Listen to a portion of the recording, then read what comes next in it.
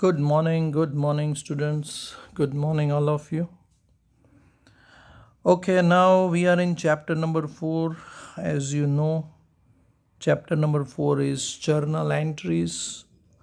Student, journal entries are totally based on twofold effects, multiple effects. So I request all of you to revise twofold effect topic so you can easily understand this chapter and solve accordingly.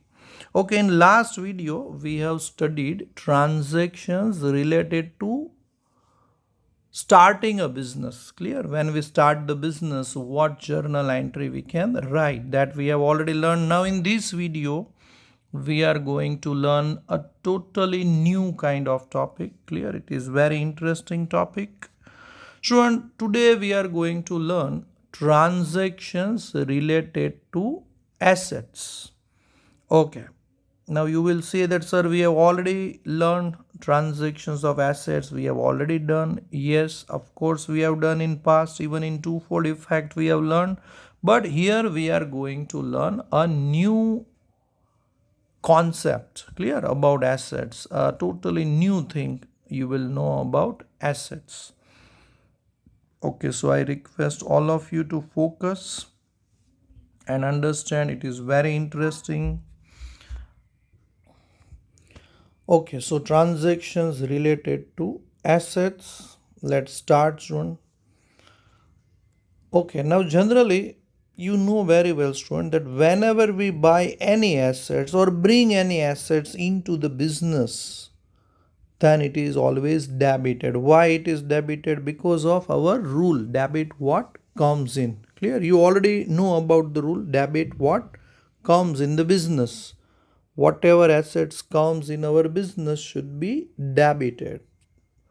Okay, but student, here the question is that at what price we should debit it. Clear? Okay, now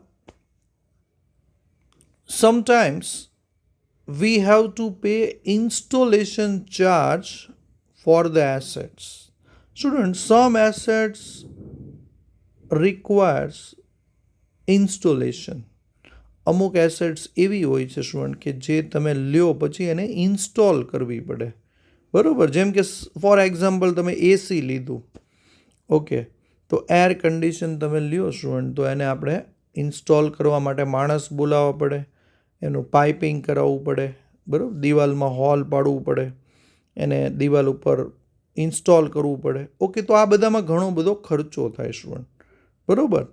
તો પણ આ ખર્ચો જે છે એ important છે student. એની વગર એસી ચાલુ નહીં થાય, બરાબર. ખાલી એસી લાવીને ઘરમાં મૂકી દેવાથી તો એસી ચાલુ ન થાય સ્ટુડન્ટ.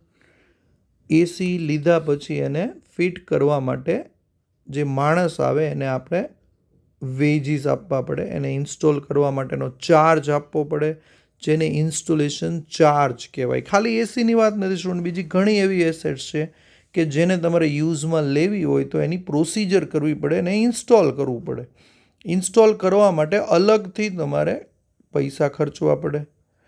ઓકે, તો યાદ રાખો, જ્યારે પણ તમે કોઈ એસેટ્સ લ્યો અને એને ફિટ કરવાનો જે કાંઈ ચાર્જ હોય, ઇન્સ્ટોલેશન ચાર્જ હોય, તો આ ઇન્સ્ટોલેશન ચાર્જ પે કર્યા વગર તમે એસેટ્સનો યુઝ નહીં કરી શકો. એટલે એનો ઇનડાયરેક્ટલી એવો મતલબ થયો સ્ટુડન્ટ કે આ ઇન્સ્ટોલેશન ચાર્જ એ એસેટ્સનો જ એક ભાગ છે, કારણ કે એને એ તમારે કમ્પલસરી કરવો પડશે. એ પે કર્યા વગર તમે એસેટ્સને બિઝનેસમાં યુઝ કરી શકો નહીં, બરાબર. એસીને ઇન્સ્ટોલ કર્યા વગર કઈ રીતે વાપરી શકો?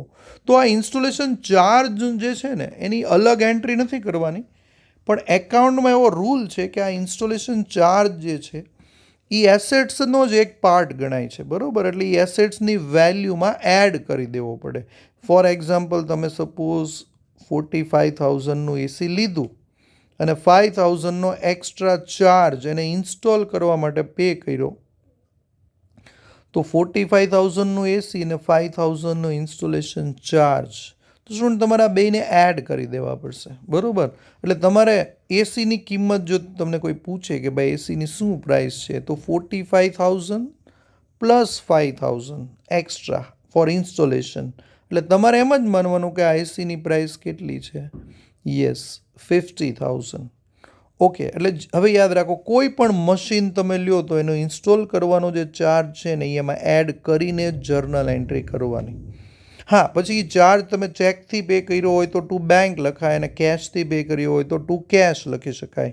બરોબર, પણ એ ક્રેડિટની વાત છે. ડેબિટમાં તો તમે જ્યારે મશીન અકાઉન્ટ ડેબિટ કરો તો એમાં ઇન્સ્ટોલેશન ચાર્જ એડ કરીને જ તમારે અમાઉન્ટ લખવાની, જે આ વિડીયોમાં આગળ આપણે જોવાના છીએ સ્ટુડન્ટ. બરોબર, એવી રીતે તમે કોઈ ફ્લેટ લ્યો કે જમીન લ્યો, લેન્ડ, તો સ્ટુડન્ટ કોઈ બિલ્ડિંગ તમે જ્યારે પણ પરચેસ કરો છો તો એનો દસ્તાવેજ કરાવવો પડે સ્ટુડન્ટ, ડોક્યુમેન્ટેશન કરાવવું પડે. એ ડોક્યુમેન્ટેશન કમ્પલસરી છે. બરોબર, તમે સપોઝ કોઈ ફ્લેટમાં રહેતા હો તો તમારી પાસે શું પ્રૂફ છે કે એ ફ્લેટ તમારો છે, કે એ બિલ્ડિંગ તમારી છે, કે જમીન તમારી છે. ઓકે, તો જ્યારે તમે કોઈ પ્રોપર્ટી લ્યો સ્ટુડન્ટ, ફ્લેટ લ્યો કે કોઈ બંગલો લ્યો કે કોઈ લેન્ડ લ્યો, જમીન લ્યો, તો એનો મ્યુનિસિપલ કોર્પોરેશન અથવા તો જે કાંઈ ઓથોરિટી લાગુ પડતી હોય એની પાસે તમારે ડોક્યુમેન્ટેશન કરાવવું પડે, દસ્તાવેજ કરાવવો પડે અને એના અલગથી પૈસા દેવા પડે સ્ટુડન્ટ. તો આવી રીતે જો કોઈ પ્રોપર્ટીનો તમે ડોક્યુમેન્ટેશન ચાર્જ પે કરો તો it is also a part of that asset student. Suppose તમે કોઈ ફ્લેટ સપોઝ 50 lakhsનો લીધો અને 5 lakhs એનો ડોક્યુમેન્ટેશન ચાર્જ પે કર્યો, તો તમને કોઈ પૂછે કે આ ફ્લેટની શું વેલ્યુ છે, તો તમારી ડોક્યુમેન્ટેશન ચાર્જ સાથે જ પ્રાઇસ કહેવાની. તમારે એમ નહીં કહેવાનું કે આ ફ્લેટ 50 lakhનો છે. તમારે સીધું એમ જ કહેવાનું કે આ ફ્લેટ 55 lakhsમાં કમ્પ્લીટ થયું, એટલે કે ડોક્યુમેન્ટેશન ચાર્જ એમાં ગણી લેવાનો છે સ્ટુડન્ટ. ઓકે, તો અકાઉન્ટનો આ એક રૂલ યાદ રાખી લો સ્ટુડન્ટ કે કોઈ પણ એસેટ્સ તમે લ્યો અને એનું ઇન્સ્ટોલેશન કે ડોક્યુમેન્ટેશન ચાર્જ જો તમારે પે કરવો પડે અને એ અનઅવોઇડેબલ હોય, એટલે કે કમ્પલસરી હોય, તો પછી એને એસેટ્સની પ્રાઇસમાં એડ કરીને જ જર્નલ એન્ટ્રી કરવાની. ચલો આ ટોપિકને આપણે થોડાક એક્ઝામ્પલની હેલ્પથી સમજીએ. Okay, let's take sum very simple examples. Here we go on your screen. Purchase a machine of 38,000 by cash. Okay, now we have purchased a machine by cash, 38,000, and also paid 2,000 for installation charge. Okay, now we have paid 2,000 extra separately to install this machine. But soon you know that without installation, machine cannot be used. Okay, so this 2,000 is unavoidable charge. We have to pay. It is compulsory and it is directly connected with machine. Okay, so here we should find out that what exactly the price of machine. Okay, so let's find out the price of machine. Cost price of machine is equal to purchase price of machine plus installation charge. Here shown 38,000 is called purchase price and 2,000 extra which we are paying is installation charge. Okay, so 38 plus 2 is equal to 40,000. Yes, so the cost price of machine is 40,000. જો કોઈ પૂછે આપણને કે મશીનની price શું છે તો શું આપણે 38 નો કહેવાય, આપણે એમ જ કહેવાય કે ભાઈ બધું થઈને 40,000નું મશીન થયું. બસ, તો આ 40,000 જે છે એ મશીનની પ્રાઇસ ગણાય. બરાબર. ઓકે સ્ટુડન્ટ, તો જર્નલ એન્ટ્રી હવે આપણે કરશું આની. યસ, ચલો પહેલાં તો ડેબિટ વોટ કમ્સ ઇન એ જ રૂલ અપ્લાય થશે. શું રૂલ બધા સેમ જ રહેશે, રૂલમાં કોઈ ચેન્જ નહીં આવે. ટુ ફોલ્ડ ઇફેક્ટ જે તમે ભણી ગયા એ જ બધું આમાં રિપીટ થવાનું છે. એટલે તમે તમારા મગજમાં એવું ન રાખતા કે આપણે કોઈ નવું ચેપ્ટર ભણીએ છીએ. નહીં, નવું કાંઈ નથી, જૂનું જ છે પણ નવા કેરેક્ટરમાં છે. બરાબર, નવા રંગમાં છે. બાકી બધું એ જ જૂની વસ્તુ છે. ચાલો તો મશીનની અમાઉન્ટ ઇમેજિન કરો. ચાલો, મશીન કમ્સ ઇન, તો કેટલા લખું છું હું? 38 લખું કે ડાયરેક્ટ 40 લખું? યસ, 40 લખવાના સ્ટુડન્ટ. એ તો આપણો મેઇન ટોપિક છે કે મશીન અકાઉન્ટ ડેબિટ 38 નથી કરવાનું, કારણ કે 2,000 જે ઇન્સ્ટોલેશન ચાર્જ છે એ મશીનનો જ એક ભાગ છે સ્ટુડન્ટ, મશીનનો જ પાર્ટ છે. એની વગર મશીન ચાલુ જ નહીં થાય. બરાબર, એટલે એ કમ્પલસરી કરવું જ પડે. ચાલો તમે કોઈ કાર લેવા જાઓ છો તો ટાયરનો ભાવ અલગ નથી ગણવામાં આવતો, બરાબર. ટાયર એની સાથે ઇન્સ્ટોલ કરેલા જ આપે છે. આપણને ખબર છે કે ટાયરની કિંમત અલગ હોય, પણ એ કાર લ્યો ત્યારે બધું આખું પેકેજ જ લેવાનું હોય આપણે, બરાબર. ટાયરની અલગથી પ્રાઇસ નથી ગણતા એ લોકો. Okay, students. So journal entry will be like this. Machine comes in. So machine account debit 40,000 અને આ બધું કેશમાં પે થયું છે સ્ટુડન્ટ. 38,000 બી કેશમાં પે કર્યા છે અને 2,000 જે ઇન્સ્ટોલેશન ચાર્જ છે એ બી કેશમાં પે કર્યો છે, એટલે કેશ ગોઝ આઉટ. તો ઇફેક્ટ નંબર 2માં આપણે લખશું to cash account 40,000. Yes. Okay, student. So I am sure this is very clear in your mind. Okay, now one more example. Student આમાં એક વસ્તુ યાદ રાખજો, ક્યારેક એવું બની શકે કે મશીન જે છે ને એ આપણે ચેકથી લીધું હોય અને ઇન્સ્ટોલેશન ચાર્જ કેશથી પે કર્યો હોય. ઓકે, તો ક્રેડિટમાં આપણે બે એન્ટ્રી કરવી પડે, ટુ બેંક બી આવશે અને ટુ કેશ બી આવી શકે, પણ ડેબિટમાં તો આપણે બેયને કમ્બાઇન્ડ જ કરવું પડે. ઇન્સ્ટોલેશન ચાર્જ મશીનમાં એડ કરીને જ એન્ટ્રી કરવાની, આ યાદ રાખજો. Okay, one more example student. Okay, now this example is also similar.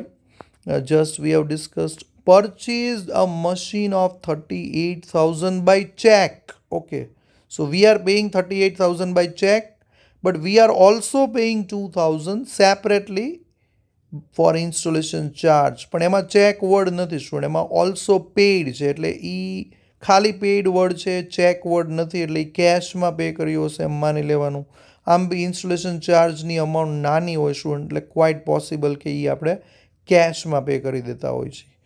Okay, ચાલો તો આ એન્ટ્રી હવે કરશું student. Debit what comes in. પહેલાં તો આની પ્રાઇસ ફાઇન્ડ કરી લઈએ સ્ટુડન્ટ. આ સેમ એક્ઝામ્પલ મેં લીધો છે, આની પહેલાંનો ખાલી થોડોક જ ચેન્જ કર્યો છે, એટલે કોસ્ટ પ્રાઇસ તમને ઓલરેડી ખ્યાલ જ છે. Cost price of machine is 40,000. So machine account will be debited by 40,000.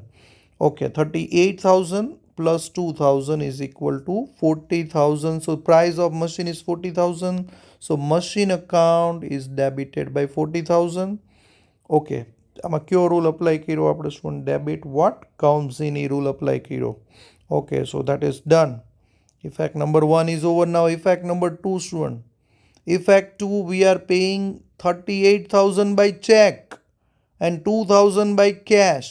તો ઇફેક્ટ નંબર 2માં બે ઇફેક્ટ આવશે સ્ટુડન્ટ, મલ્ટિપલ. ઇફેક્ટ નંબર 2માં એક તો બેંક ઇઝ ધ ગીવર, કારણ કે આપણે ચેક આપીએ છીએ, 38,000નો ચેક છે. અને effect number 2B, cash goes out, કારણ કે કેશ પણ બહાર જાય છે સ્ટુડન્ટ. ઓકે, એટલે આપણે જ્યારે જ્યારે ચેક આપીએ ત્યારે ટુ બેંક તો ખબર જ છે તમને લખવાનું, અને કેશ જ્યારે બહાર જાય ત્યારે કેશ ગોઝ આઉટનો રૂલ બી અપ્લાય થાય. ઓકે, તો બંને રૂલ અહીંયા અપ્લાય થશે ઇફેક્ટ નંબર 2માં. To bank account 38,000 and to cash account 2,000. Okay. So student, remember, whenever we buy any assets and if we pay installation charge, then that installation charge should be added in the price of machine. Clear? Both the amount should be added and that amount should be returned opposite to machine account or whatever the assets is. Okay, એટલે machine account debit તમે જ્યારે કરો એમાં installation charge add કરીને જ entry કરવાની. Credit અલગ વાત છે. ક્રેડિટમાં તો આપણે જે રીતે પેમેન્ટ કર્યું હોય લખવાનું. ચેકથી કર્યું હોય તો ટુ બેંક, કેશથી કર્યું હોય તો ટુ કેશ, અને ઉધારમાં લીધું હોય તો પાર્ટીનું નામ લખવાનું, બરાબર. એટલે ક્રેડિટમાં અલગ અલગ ઓપ્શન આવશે, પણ ડેબિટમાં ઓપ્શન એક જ છે સ્ટુડન્ટ, કે જે એસેટ્સ લીધી હોય એનું નામ જ લખવાનું અને ટોટલ અમાઉન્ટ જ લખવાની. ડેબિટમાં કોઈ પાર્ટ નથી પાડવાના. Installation charge is the expense એવું નથી કરવાનું, બરાબર. ઘણા કે ઇન્સ્ટોલેશન ચાર્જમાં ઓલો ડેબિટ ઓલ એક્સપેન્સવાળો રૂલ કેમ અપ્લાય ન કર્યો સ્ટુડન્ટ? એટલા માટે અપ્લાય ન કર્યો કે ઇન્સ્ટોલેશન ચાર્જ જે છે એ મશીનનો જ એક પાર્ટ છે, એટલે એને એક્સપેન્સ તરીકે નથી ગણવાનું, એ એસેટ્સ જ છે, બરાબર. આપણે જે ઇન્સ્ટોલેશન માટે પાઇપ ને બધું લગાડીએ, that is a part of assets. It's a real account. Okay student, one more example. ચાલો હવે બિલ્ડિંગનું એક્ઝામ્પલ છે. આપણે એક બિલ્ડિંગ લીધી છે સ્ટુડન્ટ. બિલ્ડિંગની અમાઉન્ટ છે 3,80,000 અને સેપરેટલી આપણે 20,000 પે કર્યા છે સ્ટુડન્ટ ડોક્યુમેન્ટેશન માટે. ડોક્યુમેન્ટેશન એટલે દસ્તાવેજ, બરાબર. આપણે કોઈ ફ્લેટ કે મકાન લઈએ તો મ્યુનિસિપલ કોર્પોરેશન આપણા નામે દસ્તાવેજ કરી દેશું, બરાબર. એટલે એ પ્રૂફ થઈ જાય આપણી પાસે કે આ બિલ્ડિંગ કે આ ફ્લેટ કે આ જમીન મારી છે, બરાબર. કાલ સવારે કોઈ માણસ આવીને આપણી પાસે પ્રૂફ માગે તો આ ડોક્યુમેન્ટ્સ તમે બતાવી શકો. આ ડોક્યુમેન્ટેશનનો ચાર્જ બહુ વધારે હોય સ્ટુડન્ટ, પણ એની વગર તમે એ બિલ્ડિંગના માલિક ન બની શકો student. So it is compulsory and it is unavoidable. We cannot avoid it. We have to pay documentation charge and then only we will become the owner. Okay student, ચાલો આમાં પહેલાં તો આપણે પ્રાઇસ ફાઇન્ડ કરી લઈએ. બિલ્ડિંગની cost price શું છે student? ચલો, તો cost price of building is equal to purchase price of building plus documentation charge.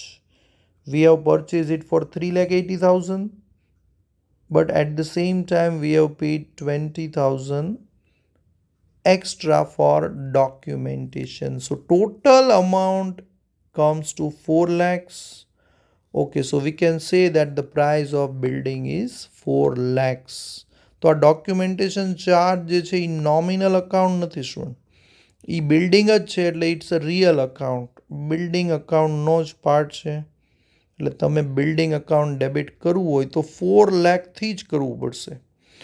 ચાલો હવે આની જર્નલ એન્ટ્રી કરી લઈએ student. Debit what comes in, building comes in. Student, building comes in થોડુંક ઓડ લાગે બોલવામાં, કારણ કે બિલ્ડિંગ કંઈ અંદર આવતી નથી, બરાબર. એકચ્યુઅલી આપણે ત્યાં જવું પડે બિલ્ડિંગમાં. પણ અહીંયા એમ સમજવાનું છે કે બિલ્ડિંગ જે છે ને એની ઓનરશિપ આપણી પાસે આવી છે, બરાબર. એમ સમજીને બિલ્ડિંગ કમ્સ ઇન એવું વિચારવાનું છે. એટલે we are the owner, building is our assets now. Okay, so building account debit 4 lakh. અને સ્ટુડન્ટમાં બધા જ પૈસા ચેકથી આપી દીધા છે. બિલ્ડિંગના પૈસા બી ચેકથી આપ્યા છે અને ડોક્યુમેન્ટેશન ચાર્જ પણ ચેકથી આપ્યો છે. ઓકે, એટલે ક્રેડિટમાં એક જ અકાઉન્ટ આવશે, two bank account 4 lakhs. Okay, શીખવાનું આમાં એ છે ખાલી કે આ ડોક્યુમેન્ટેશન ચાર્જ બિલ્ડિંગની અંદર જ આવી ગયો છે, એનું ક્યાંય મેન્શન કરવાનું નથી. જે મશીનમાં ઇન્સ્ટોલેશન ચાર્જ એડ થઈ જાય સ્ટુડન્ટ, એમ બિલ્ડિંગમાં ડોક્યુમેન્ટેશન ચાર્જ એડ કરીને એન્ટ્રી કરવાની. ઓકે, ચાલો હવે હજી એક એક્ઝામ્પલ જોઈએ સ્ટુડન્ટ. આ વખતે એક અલગ એક્ઝામ્પલ છે. શેર્સ આપણે લઈએ છીએ, વી આર બાઇંગ શેર્સ. શેરમાં ઇન્વેસ્ટમેન્ટ આપણે કરતા હોય છે સ્ટુડન્ટ. તો જ્યારે કોઈ બિઝનેસમેન ઇન્વેસ્ટમેન્ટ કરે બિઝનેસ પર્પઝ માટે, તો એ આપણી એસેટ્સ કહેવાય. ઓકે, હવે શેર જે છે ને સ્ટુડન્ટ, એ જનરલી આપણે ડાયરેક્ટલી કંપની પાસેથી તો ન લેતા હોય, કોઈ બ્રોકર થ્રુ લેતા હોય, બરાબર. વચ્ચે કોઈ બ્રોકર હોય એના થ્રુ આપણે શેર લઈએ, એટલે એ બ્રોકરને કમ્પલસરી આપણે બ્રોકરેજ પે કરવું પડે સ્ટુડન્ટ. તો આ બ્રોકરેજમાં પણ એ જ રૂલ અપ્લાય થાય છે જે ઇન્સ્ટોલેશન ચાર્જમાં અપ્લાય થયો હતો, કે તમે કોઈ પણ કંપનીના શેર લ્યો તો તમને જે પૈસા આપવાના થાય એમાં બ્રોકરેજ પણ ગણી લેવું પડે. ઓકે, એટલે બ્રોકરેજ પણ કમ્પલસરી તમારે પે કરવું પડે, બરાબર. એટલે આ શેરની જે અમાઉન્ટ છે એમાં બ્રોકરેજની અમાઉન્ટ પ્લસ કરીને આપણે એની કિંમત ગણવી પડે. જેમ મશીનમાં એનો ઇન્સ્ટોલેશન ચાર્જ એડ થાય છે, જેમ બિલ્ડિંગમાં એનો ડોક્યુમેન્ટેશન ચાર્જ એડ થાય છે, એ જ રૂલ અહીંયા અપ્લાય થાય છે કે શેર લ્યો ત્યારે બ્રોકરેજ એમાં એડ કરી અને એન્ટ્રી કરવાની.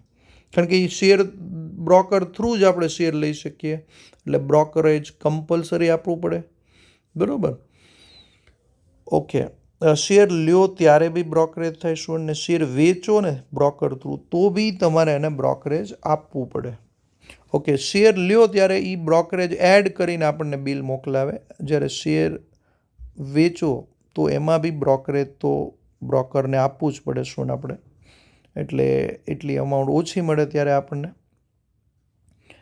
ચાલો હવે આની એન્ટ્રી કરીએ. સ્ટુડન્ટ, કેટલા શેર લીધા છે આપણે? Yes, we have purchased 100 shares of Nirma limited and price of 1 share is 10 rupees.